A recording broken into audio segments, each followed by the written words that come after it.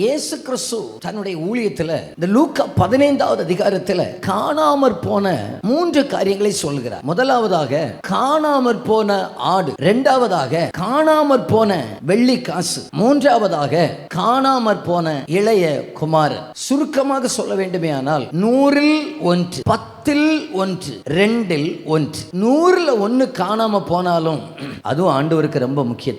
10ல் 1 காணாம போனாலும் அதுவும் ஆண்டவருக்கு ரொம்ப முக்கியம். 2ல் 1 காணாமற் போனாலும் ரொம்ப முக்கியம்தான். முதலாவது காணாமற் போன ஆடு, காணாமற் போன வெள்ளிக்காசு. இதை கண்டுபிடிப்பதற்கு ரொம்ப தீவிரம் காட்டப்படுகிறதான அதன் உடையவர்கள் காணாமற் போன மகனை தேடுவதற்கு அவ்வளவு தீவிரம் காட்டவில்லை. அதுல ஒரு காரியம் புரிந்து கொள்ள வேண்டும். காணாமற் போன ஆடுக்கு திரும்ப வருவதற்கு வழி தெரியாது. காணாமற் போன வெள்ளிக்காசு சொந்தமாக அது வந்து திரும்ப பாக்கெட்ல இருப்பதற்கு தெரியாது. ஆனால் காணாமற் போன இளைய குமாரனுக்கு தகப்பனுடைய வீட்டுக்கு வருவதற்கு ரூட் தெரியும். தகப்பனுடைய வீட்டுக்கு வருவதற்கு வழி தெரியும். தகப்பன் யார் என்று நன்றாக தெரியும். ஆகையினால் தகப்பன் தேடி போகவில்லை, வந்தால் ஏற்றுக்கொள்வதற்கு அவர் ஆயத்தத்தோடு இருந்தார்.